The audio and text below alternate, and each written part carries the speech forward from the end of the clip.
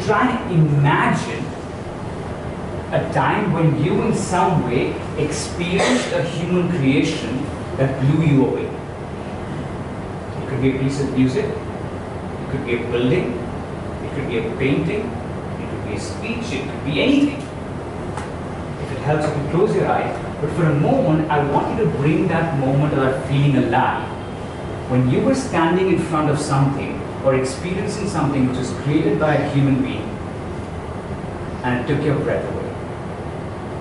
And that was the day I decided, I said, if I could do 2 minutes, I'm sure I can do 10, I'm sure I can do 20, half an hour. You know, it's a slow, steady process, but so I got into comedy. My parents, although were a little like confused, because that's the thing is, like, I've noticed with most of my friends who are doing something offbeat, as people call it, offbeat, something offbeat. Like, you know, if you were telling someone that, oh, you know, I'm a graffiti artist, oh, which page is you know, it's that, oh, I'm a singer, you know, and nowadays I'm a comedian. Oh, have you heard of Kapil Sharma?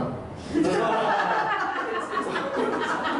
always that. So the whole idea of stand-up comedy as such was not really, especially for someone to do it in English, for me to do it in English, wasn't really something my parents were aware of. And I remember, like, they asked me, said, what do you want to do in life? And this when I was 23, and I'm like, you know what, I want to be a comedian. So they just looked at me. All that is okay, but what do you want to do in life? You know, I don't blame them, because it wasn't something that's good. It's not being a doctor. It's not being a lawyer. It's something that is completely unpredictable. I mean, I might be doing great right now, and 6 months later, just no one feels like laughing anymore, and I'm out of the job.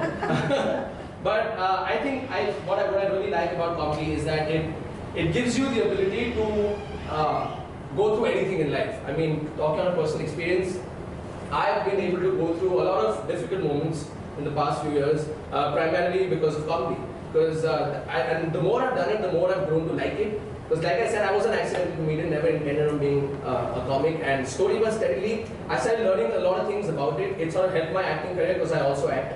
I mean, I stay in Lokanwala, so by default I'm an actor. I realized from a very young age that I just love performing. I love to be thrown in front of a crowd, and I would just do anything. It didn't make a difference. Like, to a point where, when I was young, my mom used to work in church gate. So on Saturdays, she would take me to work with her. So Saturday was the day where Varun performed on trains. Because my mom had this elaborate train group with 12 people, and they would all go at the same time, and every Saturday was Varun's time to perform. So we are in this first class compartment, 15 ladies sitting around, and they just get in the middle, just like, it didn't make a difference. They would sing, they would make music, and I would just be there dancing. And I love that. I still, in fact, I think about it, and I think that's where, like, the first seeds of me wanting to be an actor were actually sown. I was on a 12-day trip to Italy a couple of weeks back, and everyone was like, wow, wines, man, it's all good. So for 11 days out of 12 days, we were getting up at 9 o'clock in the morning, tasting about 150 to 200 wines a day, and getting done it against the 9, 10 in the evening, and that cycle would go on. And on the third or fourth day of, like, this is like 11 o'clock in the morning, your teeth are all purple. The good thing is everyone's teeth are purple. And you're writing notes, and like, that time I was really struggling, and I was like, wow, I never thought I would struggle with tasting wine. And you get so fed up with wine that the only thing you want is a beer or a gin and tonic. So that's what I ended up doing. I started carrying my gin and tonic to the thing. So earlier people frown upon this, and people start asking as well.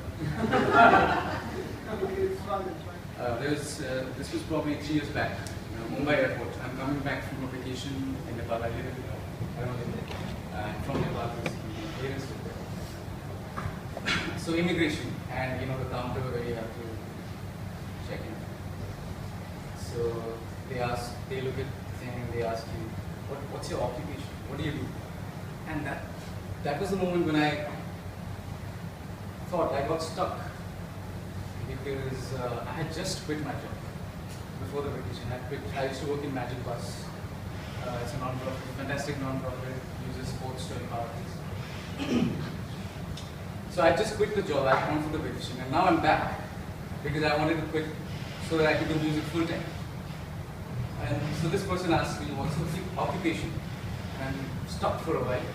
and I check myself and I say, I think I should just say it. And I said, I'm a musician. And that moment when you say it, felt very good. I said, I am a musician.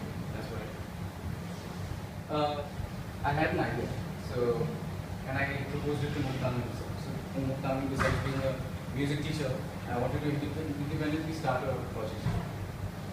Tentatively called Sing to Grow. So basically the idea of the project is how we can use music to enhance the learning environment. And we did a series of workshops, 10 workshops with the teachers, and together we made songs, we wrote songs. So we had a category, we said, okay, let's work on classroom behavior management. And we actually, out of 10 workshops, we wrote 5 short songs related to classroom behavior management, and we are implementing them right now. For example, I can just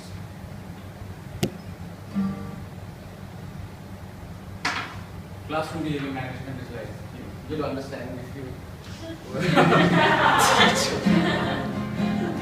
So that we had a song to get their attention.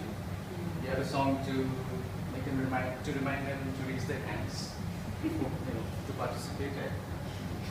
She's a teacher, she's okay. And we had a song where the kids can, the kids have to transition from one classroom to another. So a song that they can sing while they're doing that. So let's go, I'm keeping alive. Let's keep some space between us, walking to the side.